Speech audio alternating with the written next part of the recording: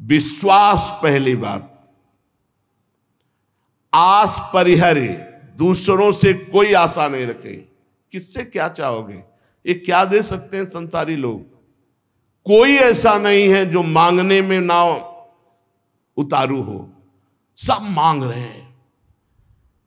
अगर मांगना ही है तुमसे तो ऐसे से मांगो जहां से मांगना मिट जाए, वो केवल भगवान, केवल भगवान। भगवान के सिवा अन्य से किसी मांगने से हमारा मंगतापन नहीं मिटेगा। पीछे एक दिन चर्चा में आया था कि यदि जांचना ही है तो जानकी नाथ से जांचो, जिससे जांचने के बाद जाचकता जरी जाए, मांगना मिट जाए। पहला विश्वास करो तुम्हारे ऊपर भगवान की विशेष कृपा है। दूसरा, हमें कभी किसी से मांगना नहीं, अगर मांगना है तो सिर्फ भगवान से। तीसरा, निरंतर हमें नाम जप करना है। ये बहुत बड़ी बात तीन है। भगवान पर दृढ़ विश्वास, अन्य किसी का आशा भरोसा नहीं, और निरंतर नाम जप। तो कह रहे बिनु श्रम तरई भवनाथ सो समराम है। अन्य कोई साधन का श्रम नहीं, उसे निश्चित भगवत प्राप्ति हो जाएगी। भगवान पर विश्वास रखकर नित्य स्मरण करने का हमें प्रयत्न करना है, प्रयत्न करना है। जितनी हमें सामर्थ्य दी है उतना हमें करना है। आगे की बात भगवान संभाल लेंगे, पक्का समझ लो। घंटों आप संसार की वार्ता कर सकते हो, घंटों घंटों आप संसार के दृश्य देख सकते हो। जैसे 3 घंटे 2.5 घंटे की फिल्म है, आपका बिल्कुल मन नहीं भागेगा। लेकिन 2.5 घंटे बैठकर माला जपो, फिर देख लो क्या दुर्दशा करता है मन, परेशान कर देगा आपको। बस यही, क्योंकि जब 3 घंटे फिल्म देखता है तो सब कुछ कवर कर रहा है प्रपंच, अनजाने में सीसीटीवी की तरह। और जब नाम जप करते हो 3 घंटे, तो वो अंदर से मन को खाली कर रहा है, मन को निर्मल कर रहा है। ये बात पकड़ लो तो हिम्मत पूर्वक डटे रहोगे, और नाम जब छोड़ोगे नहीं तो तुम्हारा मन निर्मल हो गया। और जहां मन निर्मल हुआ, निर्मल जन मन सो मोहि पावा, वो भगवान को प्राप्त कर लेता है। ये विश्वास रखो, भगवान हर समय तुम्हें देख रहे हैं। भगवान सर्व सामर्थ्यशाली है, और भगवान ने तुम्हें निमंत्रण दिया है अपने साक्षात्कार का। तभी मानव देह और साधु संग और भजन के रंग में चलने का अवसर मिला है। भगवान ने तुम्हें निमंत्रित किया, आओ परमानंद का भोग लगाओ। शब्द, स्पर्श, रूप, रस, गंध, ये सब चिदानंद में भगवान के, इनका आनंद लो। जब भगवान ने निमंत्रण कर ही दिया है तुम्हें और पंगत में बैठाल दिया, ये पंगत में बैठे हो, परमानंद की भोग वृत्ति, परमानंद का भोग लगकर तुम्हें प्रसाद मिलेगा। भगवत शब्द, भगवत स्पर्श, भगवत रूप, भगवत लीला, भगवत धाम का ये जो आनंद है, ये परमानंद परोसा जाएगा। आप पंगत में बैठ गए। कोई धर्मात्मा पुरुष जब तुम्हें पंगत में बैठालता है, पत्तल दोना डाल देता है, तो इसके बाद तुम्हें उबने की जरूरत नहीं, सामान भी आएगा। वो ऐसा कंजूस नहीं कि पत्तल दोना डाल के उठा दे और भगा दे। तो भगवान ने तुम्हें बुलाया, वृंदावन आए, सत्संग सुनाया, अपने मार्ग में चलने का उत्साह दिया, तो भगवदानंद की प्राप्ति भी उन्हीं की कृपा से होगी। तुम चिंता मत करो। एक और तुम्हें बात बता दें खास, यदि भगवान के आश्रित हो गए हो, अंदर से दृढ़ भरोसा भगवान का, और निरंतर भजन भी नहीं होता, तो आपको निरंतर भजन का ही फल मिलेगा। जैसे कोई आदमी लेबर को लिवा लावे, अब भाई शाम तक के कितने लोग हैं? बोले 500 रुपये। अब बैठ जाओ, यहाँ बैठ जाओ, हम आपको काम बताएंगे। और शाम तक उसने कोई काम नहीं करवाया, तो बोले उसको 500 रुपया देना पड़ेगा कि नहीं देना पड़ेगा? पक्का देना पड़ेगा ना। तो भगवान को भगवत प्राप्ति करानी पड़ेगी। बुलाया है हमको, श्री राधिका कृपा बिनु सबके मनन अगम में। श्री जी ने वृंदावन बुलाया है, जिनको वृंदा विपिन है कृपा ते नहीं की हुए, तभी तो यहां आ पाओगे। सत्संग सुनाया, क्यों सुनाया सत्संग? हम फंसे थे संसार में, फंसे रहने देते, क्यों सुनाया? संसार का राग हटवाया सत्संग के द्वारा, क्योंकि वो मिलना चाहते हैं आपसे। इतना जब कर दिया तो अब आप अंदर से भगवान की शरणागति स्वीकार करो, अंदर से भगवान का आश्रय स्वीकार करो। भजन की कमी भी होगी तो भी भगवत प्राप्ति हो जाएगी। जैसे वो 8 घंटा काम करने वाले को 500 मिलते हैं, पर वो काम नहीं करवाया, 8 घंटा बैठाले रहा, तो बैठाले रहने के 500 रुपया उसको देने पड़ेंगे, कानूनी देने पड़ेंगे। ऐसे ही भगवान को भगवत प्राप्ति करानी पड़ेगी। काहू के बल भजन को, काहू के आचार और व्यास भरोसे कुंवर के सुवत पाँव। आपने बुलाया है हमको, अगर आप ना घसीटते तो हम जैसे थे संसार में, देखो संसार में अपने आप में सब रमे हैं, वैसे ही हम भी रमे थे। आपने घसीटा, जब आपने घसीटा तो भगवत प्राप्ति आपको करानी ही पड़ेगी। ये हमको कहने की जरूरत नहीं, वो सत्य सच्चिदानंद है, वो करवा ही देंगे। परंतु अपने को अपने विश्वास में अटल रहना चाहिए। कल एक साधक प्रश्न कर रहे थे कि कई वर्ष नाम जप करते हो गए, अभी विकार नहीं गए, तुम कई वर्ष की बात करते हो? 2-4 वर्ष की बात करते होगे। जब तक भगवत प्राप्ति नहीं हो जाती तो ये विकार धीरे धीरे कम होते हुए चिंगारी रहते हैं, खत्म नहीं हो जाते। ध्यान रखना है, हम पूरी बात अपने अनुभव की कह रहे हैं। ये चिंगारी रहते हैं, छोटे छोटे बिंदु, और अगर फूस मिल जाए तो चिंगारी को ज्वाला बनने में देर नहीं लगती। भ्रम में मत रहना, बिना भगवत साक्षात्कार के निर्विकार स्थिति नहीं होती। निर्विकारता दिखाई देती है, पर रहते हैं विकार छोटे छोटे बिंदुओं में, और जहां उसको संयोग मिला तो सिंधु होने में देर नहीं लगती। इसलिए आजीवन सावधान। भगवत प्राप्ति के लिए अन्न जल त्यागने की आवश्यकता नहीं है। बहुत बड़े महापुरुषों के वचन ध्यान से सुनना। अन्न जल का त्याग कर देने से भगवान के दर्शन नहीं हो सकते। अगर होते होते तो चलो भाई अन्न जल का त्याग कर दो तो भगवान मिल जाए, ऐसा नहीं है। ऐसा कोई शास्त्रीय नियम या संतों ने नियम नहीं बनाया आज तक कि आप अन्न जल का त्याग कर दो तो भगवान मिल जाएंगे। एक अहंकार और हो जाता है, वो अहंकार ना होने पावे। अगर हम फलाहार रहते हैं तो भजन के लिए रहते हैं, हर समय हमारा सात्विक भाव बना रहे और निरंतर भजन बने, बढ़िया बात है। पर यह अहंकार ना हो जाए कि ये तो अन्न पाते हो, मैं फलाहारी हूं, 10 भगवत प्राप्ति में बड़ी बाधा अहंकार है। निरंतर भजन और दैन्य, अगर रोटी दाल पाने से होता है तो आराम से पाइए, उसी से भगवत प्राप्ति हो जाएगी। श्री भगवान की कृपा भजन से अनुभव में आती है, अन्न जल त्यागने से नहीं।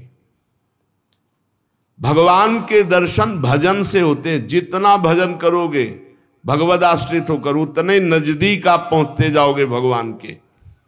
एकादश स्कंद में 9 योगेश्वर जन कहते हैं, जैसे भूखे आदमी को एक एक कवल भोजन तो तुष्टि पुष्टि क्षुधा निवृत्ति होती जाती है, ऐसे ही एक एक भजन, एक एक नाम जप संसार से वैराग्य, स्वरूप का ज्ञान और भगवान से प्रेम, ये एक एक भजन में होता जाता है। तो अब जैसे कई दिनों का भूखा है, 1 2 4 कवल पवा के रोक दो तो कुछ अनुभव नहीं होगा और भूख व्याकुल।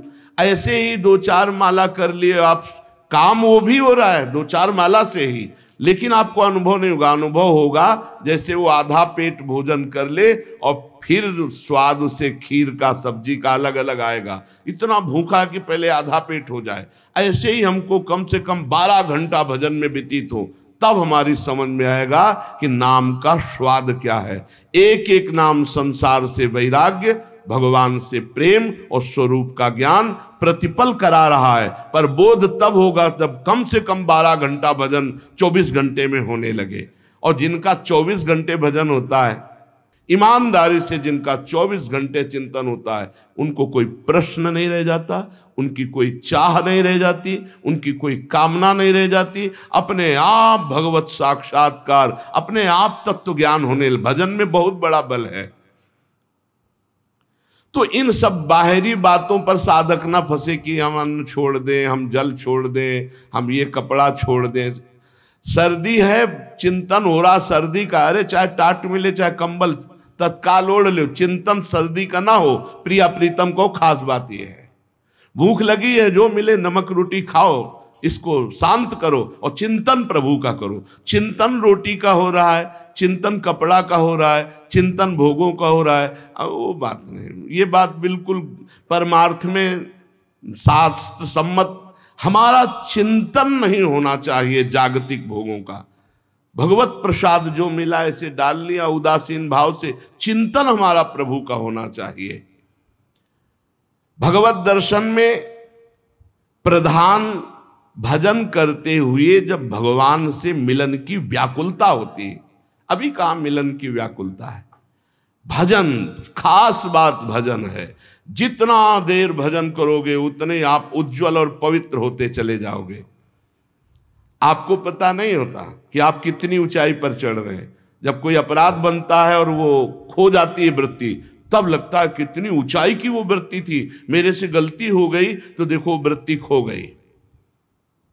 सहज धारा भगवत चिंतन की, सहज धारा, कोई विक्षेप नहीं, कोई चाह नहीं। और जहां अपराध बन गया तो बाधित हो जाती है। कई तरह का अपराध होता है। मैं बहुत भजनानंदी हूं और इनमें तो भजन नहीं, रुक जाएगा आपका भजन। किसी से अपने को मिलाना, उसको अपने से नीचा देखना, मारे गए, आपका भजन रुक जाएगा। किसी की निंदा कर देना, किसी के ऐसी चेष्टा करना कि उसके भजन करने वाले हृदय में दुख पहुंच गया, अब आपका भजन अवरुद्ध हो जाएगा। ना कोई चेष्टा, ना कोई निंदा और ना कोई मिलान किसी से करना है। हर समय देखना है हमारे ऊपर भगवान की विशुद्ध कृपा है, सब संतों की कृपा है, चराचर जगत की हमारे ऊपर कृपा है, सब श्रेष्ठ है, हम सबसे लघु। अब भजन आपका निरंतर चलेगा। अनन्य भजन में ना तन की शुद्धि रह जाए और ना मन की शुद्धि रह जाए। मन भी बेशुद्ध हो जाता है। अभी हमारा मन नहीं लगता तो मन की शुद्धि है, भजन की नहीं, ध्यान रखना। बैठे हो, शरीर में पीड़ा हो रही, अभी तन की शुद्धि है, भजन की। जब भजन में आएगी तो तन मन डारे खोए, लगन लगन सब कोई कहे, लगन कहावे सोए, जा लगन में तन मन डारे खोए। ऐसा भजन चल रहा है कि मन भी पंग हो गया, तन की भी शुद्धि नहीं। यह है भगवत साक्षात्कार के लिए। जानबूझकर हठपूर्वक अन्न, वस्त्र आदि आदि जो शरीर निर्वाह के लिए इनको छोड़ना बड़ा हानिकारक है। शरीर को स्वस्थ रखना भजन के लिए बहुत आवश्यक है। आपका शरीर स्वस्थ है, आप आराम से 2-4 घंटे आसन में शांत बैठकर मन को परमात्मा में लगा सकते हैं। अब आज कलयुगी शरीर ऐसे हो रहे हैं, नौजवान आदमी ब्लड प्रेशर, शुगर, क्या क्या परेशानियां। भजन कर लो, आगे और समय ऐसा आने वाला है भजन के लिए अवसर नहीं। जानबूझकर हठपूर्वक अगर आपको सुविधा सामग्री मिल रही शरीर रक्षा के लिए तो उनका त्याग ना करो। इसके त्याग से कुछ नहीं होता। अब शरीर ये सब अनुभव की बात है। शरीर उघार, सर्दी में शरीर कांप रहा है तो चिंतन तो जा रहा है ना सर्दी का। अरे जैसा भी टाट पट्टी कंबल जो भी मिले शरीर में डाल लो। अब चिंतन प्रिया प्रीतम को रहे, ये खास बात है। ये बहुत समय के बाद समझ में आती नहीं तो अहंकार बना रहता है। स्वेटर कंबल के त्यागी हो, चिंतन सर्दी का हो रहा है, प्रिया प्रीतम का चिंतन करना है, परमात्मा का चिंतन कर। खास बात है चिंतन नहीं छूटना चाहिए तो तुम्हारा त्याग सार्थक, और अगर चिंतन छूट गया तो त्याग की, और चिंतन ही बदल जाता है। प्रभु का चिंतन न रहकर शरीर का चिंतन होने लगता है। इसीलिए प्रेमी जनों को आप देखिए, वो वैराग्य प्रधान नहीं अनुराग प्रधान होते हैं, इसीलिए उनको पहचानना बड़ा कठिन। अखंड चिंतन निरंतर चले, और जैसी स्थिति में शरीर को प्रभु रख रहे हैं वैसी स्थिति, शरीर ही से राग खत्म। आप निरंतर भजन करें, भगवान के दर्शन की भी मांग ना करें तो भी भगवान को दर्शन देना ही होगा, अपने आप देना होगा। आप पुकारें, आप भजन करें। भगवान दर्शन किसको कब और किस साधना से देते हैं आज तक कोई नियम नहीं है, कोई नियम नहीं। वो कहो अभी आपको दर्शन दे दे, उनके लिए क्या है। इसीलिए तो भगत मस्त हो जाता है जो भगवान की शुद्ध भक्ति करता है, कि जब चाहेंगे करुणा निधान निहाल कर देंगे। प्रभु के लिए कोई नियम नहीं है। भगवान जब जहां जिसके ऊपर कृपा करे, बहुत भगवान कृपालु हैं, और आज तक जिनको मिले हैं वो बहुत सरल सहज स्वभाव वालों को मिले। ये जितनी बुद्धि लगाने वाले लोग हैं इनको बहुत दौड़ना पड़ता है, और जो सहज सरल होते हैं भगवान उनको मिल जाते हैं।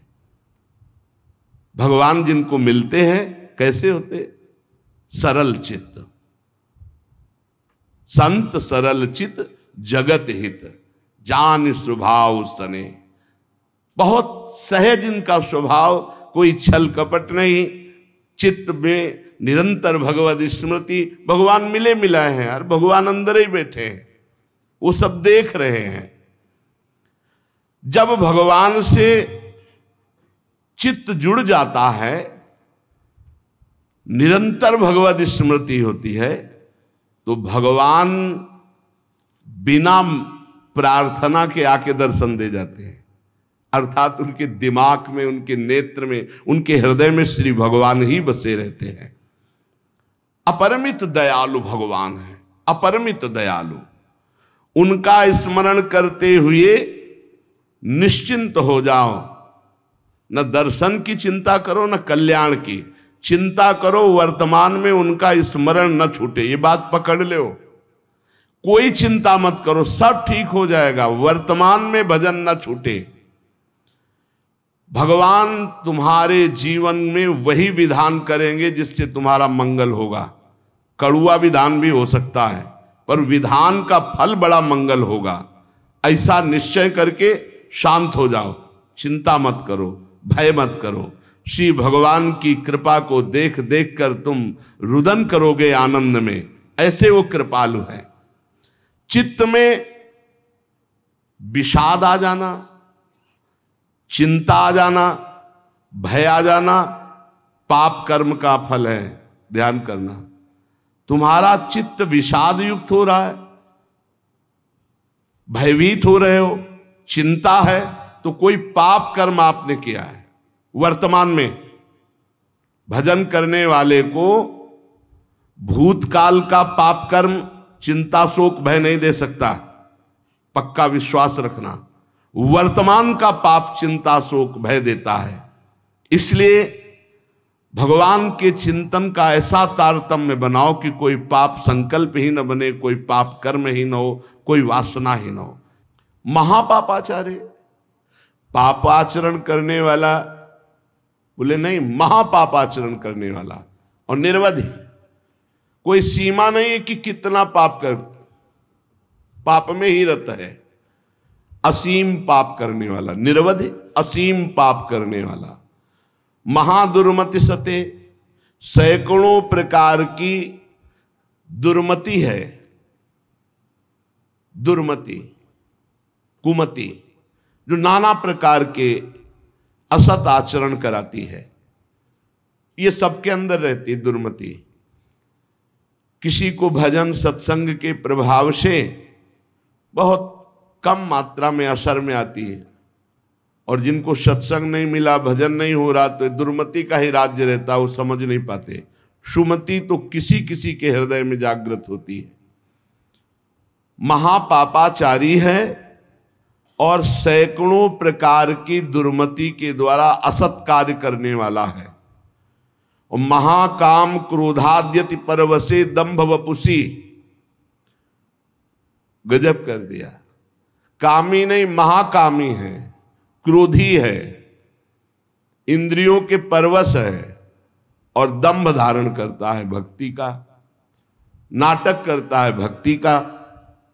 ना सत्संग, सत्संग से भी मतलब नहीं रखता, सत्संग में भी नहीं जाता। महाधर्म विमुखे, धर्म से भी विमुख हो गया है। पर कहीं उसको ये बात समझ में आ जाए कि अब मेरा कल्याण तो सिर्फ भगवान के धाम में ही आश्रय लेने से होगा, और वृंदावन धाम का आश्रय आवास स्वीकार कर ले और अनन्य हो जाए वृंदावन का, तो ऐसे का भी परम पद पर आरूढ़ होना निश्चित है, निश्चित।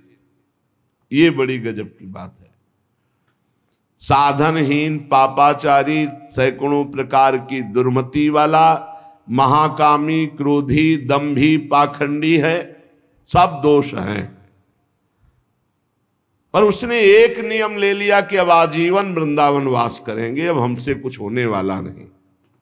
तो निश्चित उसको सत्संग मिलेगा, निश्चित रजरानी की कृपा से उसका परिवर्तन होगा, और यहां शरीर छूटा तो परम पद को प्राप्त होगा। ये धाम की महिमा है, ये अमोघ है। धाम का प्रभाव अमोघ है, विश्वास कर लो। एक कलिकाल है, साधन बल से भगवत प्राप्ति होना बहुत कठिन है। श्री चरणों का आश्रय, धामादि का वास आश्रय, यही हमें भागवतिक माहौल में रखकर भजन प्रभाव से श्री जी से प्रीति करा देगा। ऐसे जगत में यदि हम प्रियालाल से विमुख है, धाम आदि का आश्रय नहीं लिए, तो देख लो ऐसी माया फैली हुई है, पूछो मत। श्री विग्रह भगवान के अर्चावतार के सामने सर झुकाना, संतों के सामने सर झुकाना, गुरु के सामने सर झुकाना, माता पिता के सामने सर झुकाना, ये तो हमारे सनातन धर्म की बहुत प्राथमिक स्थिति है, नहीं रह गई। कुछ जो सत्संगी हैं, श्री विग्रह को देखा तो प्रणाम, संतों को देखा तो चलते फिरते भगवान के मंदिर है, प्रणाम। माता पिता प्रातः काल उठ के रघुनाथा, मात पिता गुरु नामय माथा। साधारण सनातन धर्म की रीति नहीं रह गई। फिर भक्ति रीति, फिर नियम निष्ठा, फिर अध्यात्म की ऊंचाई, तो बहुत दुर्लभ बात है। कैसा भी व्यक्ति क्यों न हो, अगर भगवत प्राप्ति करना चाहता है तो ना धामवास हो पावे तो एक दो दिन के लिए, महीना दो महीना में जरूर आ जाओ।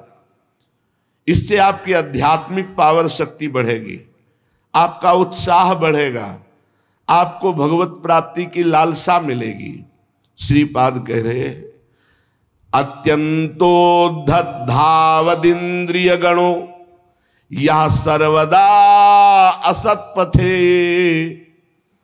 वे कस्मिन् निमिषे पिना स्मृत महानंदाब्धिराधा प्रियः, सद्धर्मैः सदुपासनैर्विरहितस्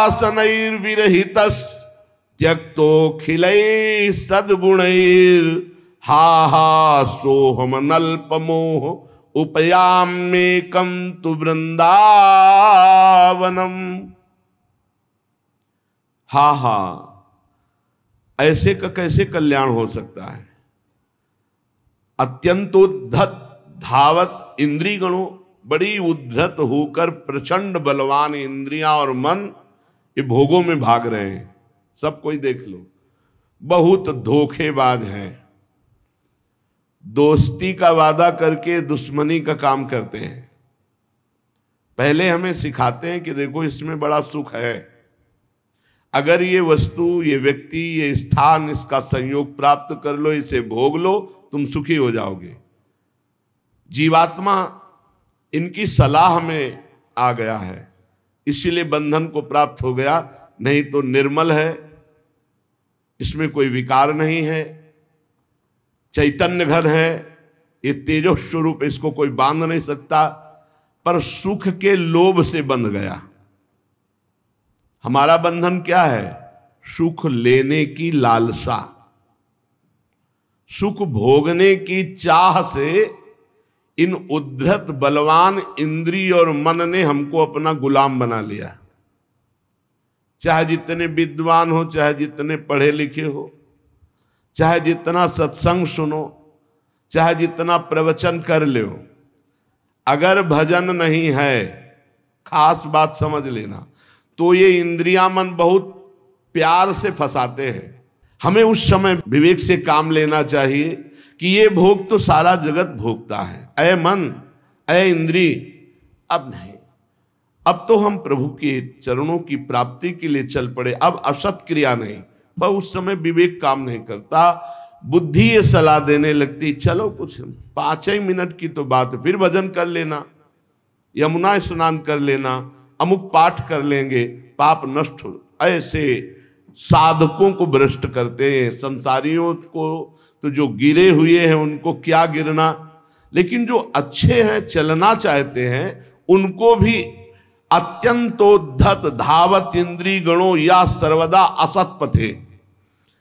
ये इंद्रियां, ये मन ऐसा मिठास पैदा करते हैं कि जीवात्मा स्वीकृति दे देता है, चलो। अब वो बेचारा इंद्रिय और मन के उसमें फंसा हुआ दुर्गति को प्राप्त होता है। नरक आदि भोगना, जेल भोगना, ना कुछ तो अंदर जलन पैदा हो गई, अशांति, चिंता, शोक, भय।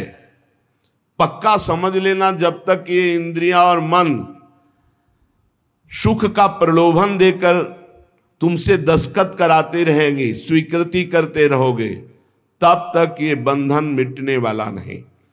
श्रीपाद कह रहे हा हा सोह मन अल्प मोहा, अर्थात बहुत बड़ा मोह हमारे अंदर है, छोटा नहीं है।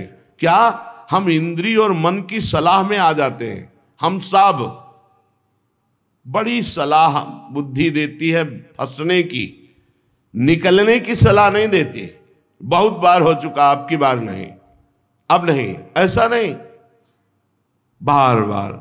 इसे तृष्णा कहते हैं। भोगे हुए भोग को पुनः भोगने की इच्छा का नाम तृष्णा है। ये तृष्णा पापिनी बार बार पाप कराती है। एकस्मिन निमिषेपि ना स्मृत महानंदाब्दि राधा प्रिया। राधा प्रिय, राधा वल्लभ लाल का एक पलक झपकने के लिए भी एकाग्र होकर ये स्मरण के लिए राजी नहीं है। ध्यान देना, सोचो कि स्वाभाविक ये भजन करेंगे तो इनके बस की बात नहीं, इंद्रिय और मन की, ये स्वाभाविक विषयों में तुम्हें फंसाएंगी। एक निमिष कहते हैं पलक झपकने को। एकस्मिन निमिषेपि ना स्मृत महा आनंद राधा प्रिया। महा आनंद प्रदान करने वाले राधा रमण जी, राधा वल्लभ लाल, राधा बांके बिहारी का एक पलक झपकने के समय को भी ये प्यार से स्मरण करने के लिए राजी नहीं है। इनको जबरदस्ती भजन कराना पड़ेगा। ये जो कहते हैं मेरा भजन में मन नहीं, कोई सिद्ध हो गए क्या तुम्हारा भजन में मन लगेगा? साधक को जबरदस्ती भजन कराना है। इस जबान से राधा राधा वल्लभ श्री हरिवंश, राधा वल्लभ श्री हरिवंश, तो हृदय में भी प्रकाश ज्ञान का और बाहर सुख वैभव भी मिलेगा। यही परलोक सकल सुख पावत, मेरी सो भैया कृष्ण गुण संचु। सद्धर्मई सदुपासनैर विरहितस् त्यक्तो खिलई सद्गुणई। सद्धर्म का त्याग, सद उपासना का त्याग, अखिल सद्गुणों से युक्त जो महात्मा जन है उनका संग त्याग, ये महामुग्ध होकर के भोगों में लगा हुआ इंद्रिय मन एक निमिष के लिए भी राधा वल्लभ लाल के चरणों का चिंतन नहीं करता। हा हा, हाय हाय क्या होगा मेरे जीवन का। उपयाम्येकम तु वृंदावनम। अब मैंने समझ लिया कि अब मेरा एकमात्र परम कल्याण, उद्धार, मंगल सीधा वृंदावन करेगा। तो मैं आजीवन वृंदावन वास का नियम लेता हूं कि अब मेरे से तो कुछ बनने वाला नहीं, अपने शरीर को इसी धाम में रखूंगा और इसी रज में धूल धूसरित होकर प्राण त्याग दूंगा तो भगवत प्राप्ति हो जाएगी, पक्का भगवत प्राप्ति हो जाएगी। धाम में आजीवन वास से भगवत प्राप्ति, अब ये जो बीच की यात्रा है ये समझना होगा, नहीं कहीं भ्रम ना हो जाए कि हम धामवास करें और खूब मनमानी कुमार्गामी प्रवृत्तियों के आचरण करें। देखो ये धाम सुरक्षित है देवी शक्तियों से, जैसे राष्ट्रपति भवन की विशेष सुरक्षा होती है, ऐसे जैसे ये पुरियां हैं, धाम है, तीर्थ स्थान है, ये विशेष सुरक्षित होते हैं। इनमें जो उद्दंडता करता है, पापी पापाचरण करता है, उनको विशेष दंड दिया जाता है, ध्यान रखना। तो ये जो कहा गया कि आप अखंड धामवास करें आपको भगवत प्राप्ति होगी, तो अखंड धामवास और भगवत प्राप्ति के बीच की यात्रा नहीं बताई गई। वो होगी सत्संग से, वो होगी रसिकों के संग से। ऐसा नहीं है कि आप धामवास करो, खुला पापाचरण करो, आपको भगवत प्राप्ति हो जाएगी, ऐसा नहीं, ऐसा नहीं। ये भ्रम में मत रहना। ये जो कहा जाता है तो धामवासी को सत्संग मिलता है और सत्संग से वो अपना सुधार करके निरंतर भजन परायण होकर भगवत प्राप्ति करता है। उपासक निरंतर भजन के लिए दृढ़ नियम लेना पड़ेगा। इसके लिए ये नहीं कि घर त्याग करके कहीं भागकर जाने की जरूरत है। आश्रय धाम का लिए हैं और आप बहुत दूर वास कर रहे हैं और निरंतर भजन का नियम ले लिए कि हम अभ्यास कर रहे हैं। अंतर पड़ सकता है अभ्यासी को, वो कोई सिद्ध पुरुष नहीं है, पर नाम जब का पक्का वहीं धाम प्रकाशित हो जाएगा, वहीं प्रिया प्रीतम प्रकाशित हो जाएंगे। विश्वास करी सब आस परिहरी, दास तब जे होई रहे, जप नाम तव बिनु श्रम तरही भव, नाथ सो समराम है। बहुत जोर की बात गोस्वामी जी कह रहे हैं। जो आप पर विश्वास करके सबकी आशा का त्याग करके आपके चरणों के दास हो गए और रात दिन आपका नाम जप कर रहे हैं, तो बिना प्रयास के वो इस संसार समुद्र से पार हो जाएंगे और कोई साधन करने की जरूरत नहीं।